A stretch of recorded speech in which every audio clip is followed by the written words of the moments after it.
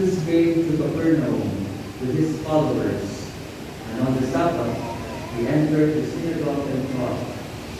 The people were astonished at his teaching, for he taught them as one having authority and not as the scribes. In their synagogue was a man with an unclean spirit. He cried out, "What have you to do with us, Jesus of Nazareth? Have you come to destroy us?" Jesus rebuked him and said, "Quiet, come out of him." The unclean spirit convulsioned him, and with a loud cry came out of him. All were amazed and asked one another, "What is this?" And he teaching with authority. He commands even the unclean spirits, and they obey him. His fame spread everywhere throughout the whole region of Galilee. The gospel of the Lord. Praise to Lord Jesus Christ.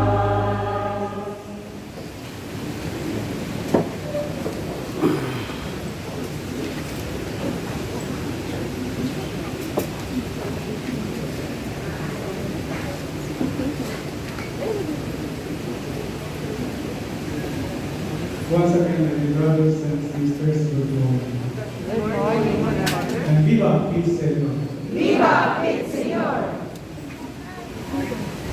So we are now on our sixth day of the Vila in honor of our Lord Jesus Christ, who is venerated in the image of a holy child, Señor San Pellegrini. And this year, we are going to reflect on his praise, San Benigno, our source of peace in the walk of faith. Faith is so central in our Christian life. So when the Holy Child celebrated Christmas, when the Holy Child was born, the angel sang, "Glory to God in the highest, and peace to his people on earth." And beforehand, Prophet Isaiah foretold about him, called him the Prince of Peace. So peace is so central in our Christian faith. As Christians, we do not just desire peace, but we must possess it within our hearts and share it to others. In the Eucharist, we pray for peace, and we greet each other with peace, and receive peace from God and from one another in our union with God and reconciliation with one another.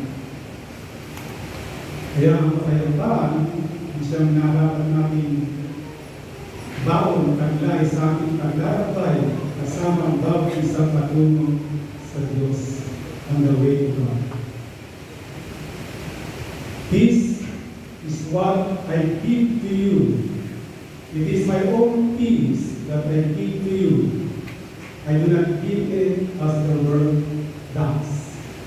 Ito ang sabi ng ating Panginoon. But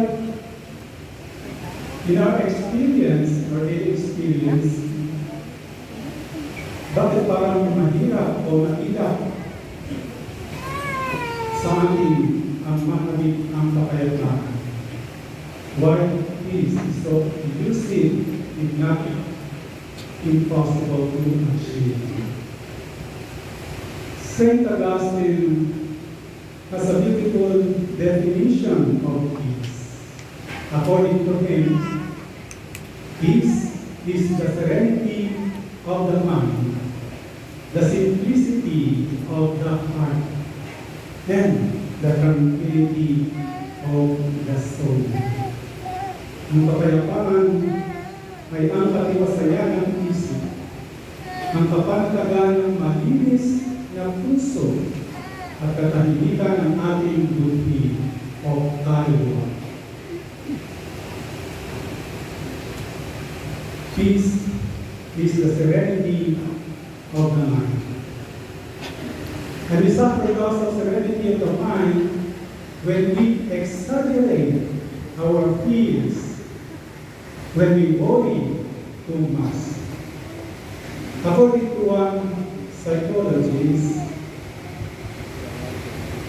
who said, 80% of the things we worry about never happen, and 15% of the misfortunes we worry about don't take place seriously as we expect them.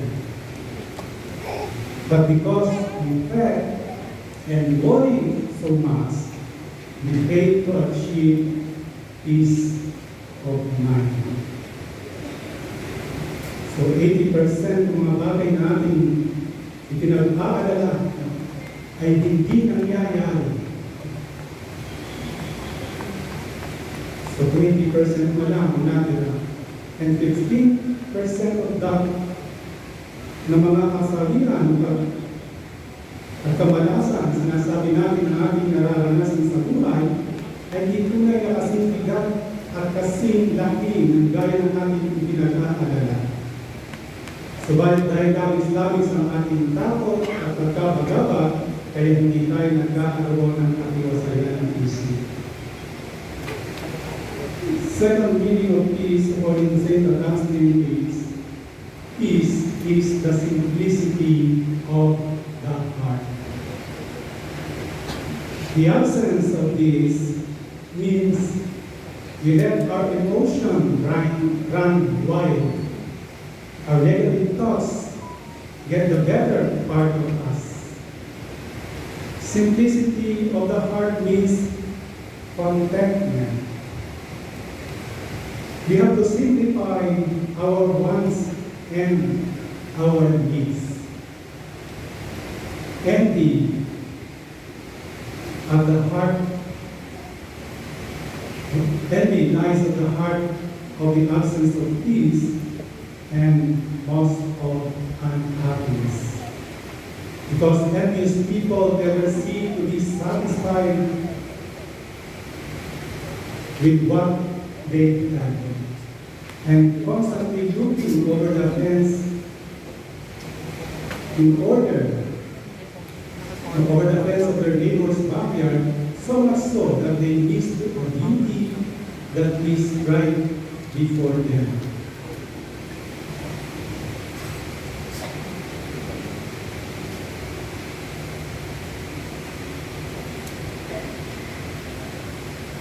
We have to understand that we cannot have everything.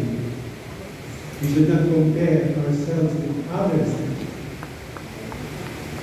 No one is superior or inferior to others. We are just different from one another. Kung tayo natutunan ng galing pagkayamot at pagkaingit, at kung madalas na nadadala tayo ng ating kahinaan, saan na tayo ang nagdadala sa kanila. When we are controlled of our emotion rather than we control them. Ang kapal-tagal malinis na puso ay nangangulugan ng kasiyahan. So wise na guru said, kung gusto mong lumigaya, bawasan mo ang iyong pangangailangan at mga pinakaasang-asang sa buhay. Ang pagkaibig ay nararanasan sa puso na walang kapayapaan at walang kasiyahan. Ang taong kaibigan ay hindi nasisiyahan kailanman sa mga bagay na nasa kanya. Kaya lalo niya sinisilip ang kapura ng kanyang kapitbahay, kung kaya hindi niya nakikita ang kagandahan nasa kanyang sariling tahanan. Dapat natin unawaan na di lahat ay narapat na mapasa atin. Walang mataas na tao mababang uri kaysa iba. Tayo lahat ay pantay-pantay, although we are different from one another. pag-usapan ninyo maging mabuting tao, subalit pag sumakita ninyo kasiraan ng mga bagay na nasa inyo, kaysa sa mga bagay na nasa iba, nasa kayo, magkaroon kayo ng kapayapaan, hindi kayo napangarap. Third,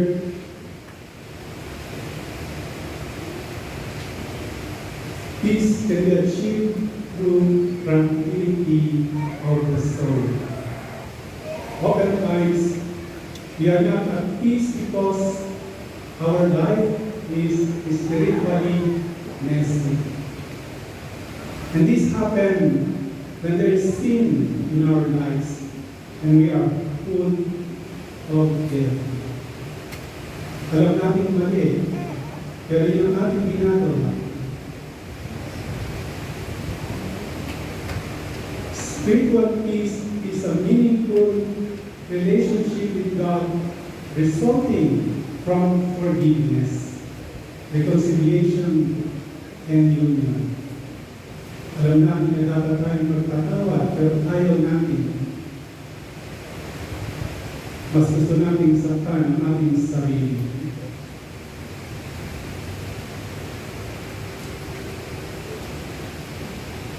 Kadalasan, tayo naliligalig dahil magulo at sarap ang ating buhay sa mga bagay na espiritual.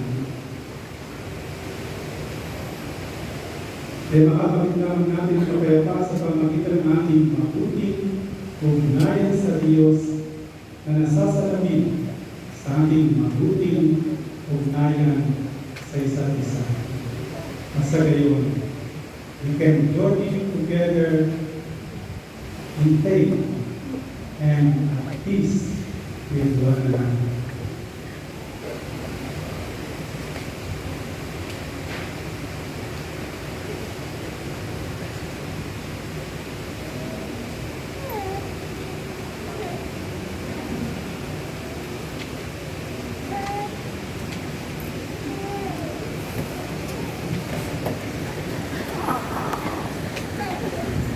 The Lord Jesus